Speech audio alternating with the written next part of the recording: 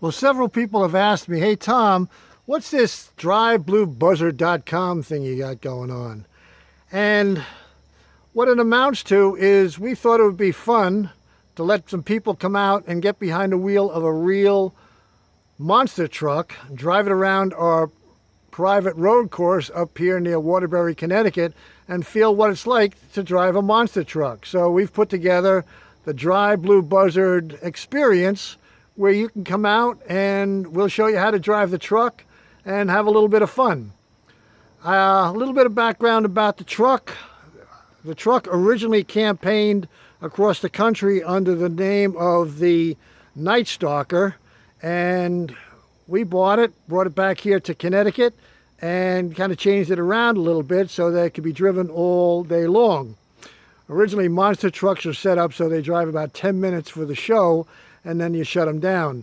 We needed a truck that would have some reliability and different people could come out and drive it all day long. So let's go around the truck a little bit and I'll explain to you some of the things about the truck and give you the information that a lot of people have asked me. The first thing you notice about a monster truck are the huge tires. And those tires are actually agricultural tires that are used out in the Midwest on huge agricultural equipment in the farmlands of our country. And they've been adapted somewhat onto this truck to give it the ride and the look that it has. The tires are 5.5 feet tall, 66 inches. They're 43 inches wide. They weigh about 880 pounds each. So there's 4 of them on the truck, plus a truck that weighs nearly 9,000 pounds. So you're up to about 13,000 pounds of truck, even though it's nothing more than a chassis, a fiberglass body, motor, and some big tires. You'll notice the big cleats on these tires, and you won't see them on a Monster Jam because Monster Jam, they use a different, almost a slick tire. I think they're made by BKT. And you can spin those tires real quick, and that's how you get those really tight donuts. You can do the donuts here, but we leave more of a grip on the tire so that you have more control over the truck while you're driving it around. Why don't we start in the front? We'll talk a little bit about the suspension and how that's set up. We use something a little different also from Monster Jam, is we'll use a coil over. These are King coil over shocks. They run with about 45 psi of nitrogen in them, and they're backed up by these Overtime CNCs, which have about 120 pounds of nitrogen. The shock itself is here. This is the remote storage tank for the nitrogen. And for the Kings, these are the 1, 2 remote storage for nitrogen, and this is the filament here on the end for the Kings. The power steering for the front is run off a power steering pump in the back, just like on the motor, just like in your car, and it's run through a hydraulic system here that will bring it down through a gauge, tells us what the pressure is. We run about 1200 psi, and that'll force the hydraulic fluid down through this hose into this T mounted on these tie rod hydraulic units. And you'll notice that it comes into the T. That T hits the back, if you will, of this one, and as you follow it over, it hits the front of this one.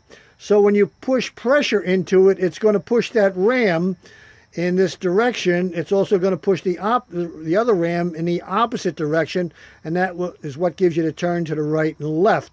There's also a return hose, and you'll see that comes from the, let's say, the rod side of the tie rod ram, and that comes into a T on the inboard side and then goes up through the system and returns back up to the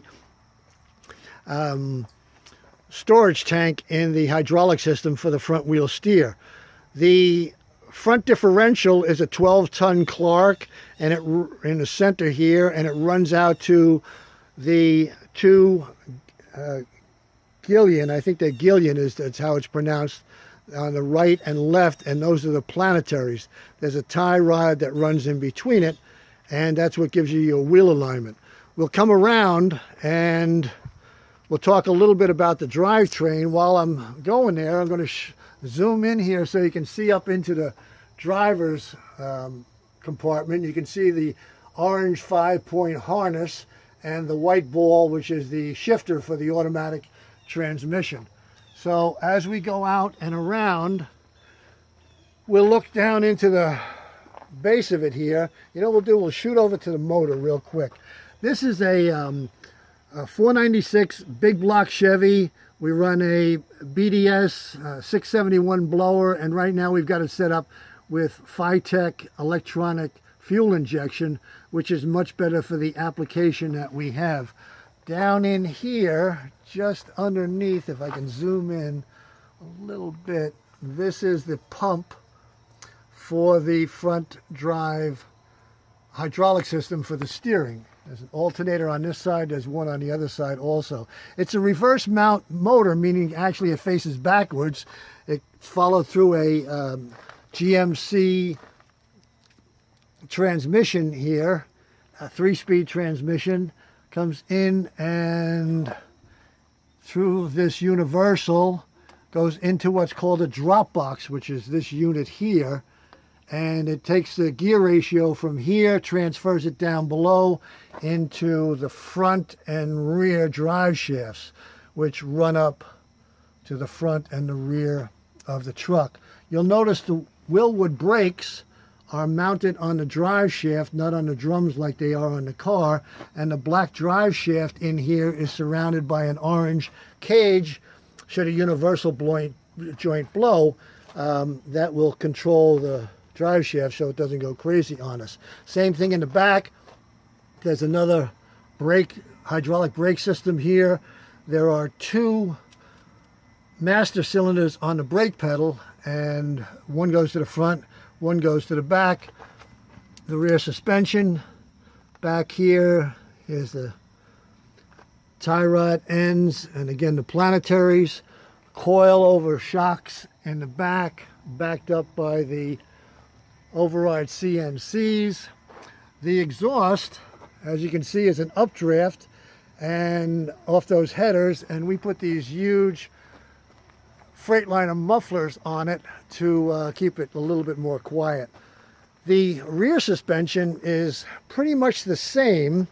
You can see the tie rod setups are the same. The hydraulics back here though are run off a electric motor, 12-volt electric motor, just like a snowplow would operate. There are 2 solenoids that'll drive it to one side or the other.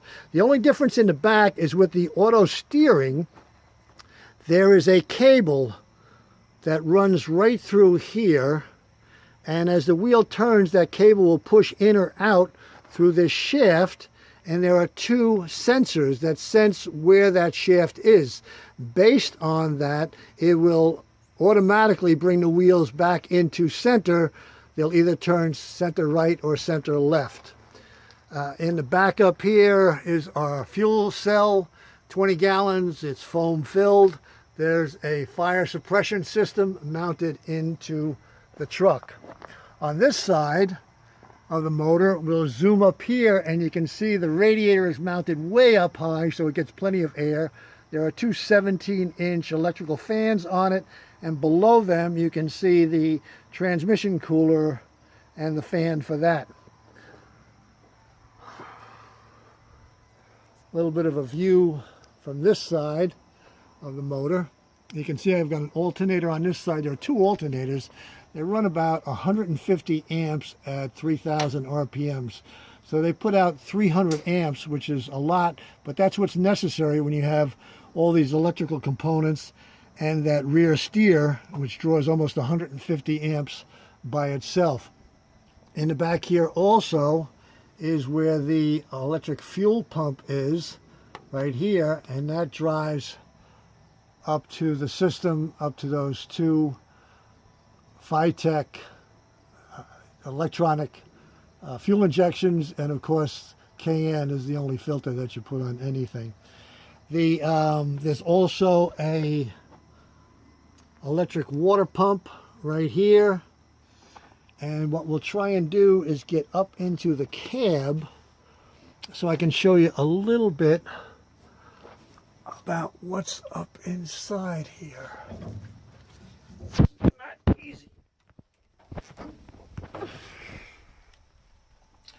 over on the side, this is our console, if you will, and we've got two silver toggles that turn the power and ignition on. There's also a fuel pump, water pump, communication plug, fuel gauge, hour meter, and a kill switch probe, if you will. So if you want to start or stop the motor, you can do it with that. There's also, I'll get up here a little bit further. This is where our instrument cluster is: tachometer, oil pressure gauge, water temperature gauge, and voltmeter. This is the radio communication between the driver and the instructor so they can talk to each other.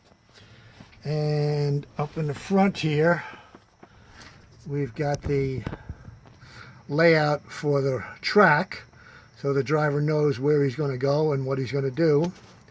Down on the side over here, this is the shift console, and it's as I said, it's a 3-speed turbo 400 shifter, so it would go from park to reverse, neutral, and then 1, 2, 3.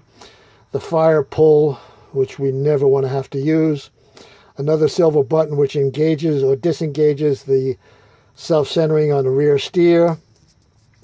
This is the toggle switch for the rear steer, so if you push it to the right, the vehicle will turn to the right. The tires actually turn left, but that's what gives you that. And then if you want to go in the opposite direction, you pull it this way, and it auto returns. There's also a push to torque, so when you want to communicate. The fun pedal, of course, is the gas pedal, and that's where all the fun is. And that's pretty much our truck. I'll show you the. This is our little tent setup where we go over our safety factors and more discussions about driving a monster truck. And out here, we've got a little excavator, so if we got to move things around. And you can see out a ways there, that's the big van jump. You can jump over that van. We'll come around a little bit further. You can see the 4-car mogul. You can drive over the Monster Mountain, which is behind you. You climb over it, and you can see those concrete barrels, if you will, or piping just to the right of the cars. That's the first bump jump, and there's another one further down that you can possibly see. And then over here, let's see, this is one of the barrels that you can do your donuts around. So that's pretty much the Blue Buzzard. And if you get an opportunity, you'd like to come out and drive, give us a call or go on our website, drivebluebuzzard.com, or bring some friends or get a gift certificate and come on out and have some fun. Thank you for your time.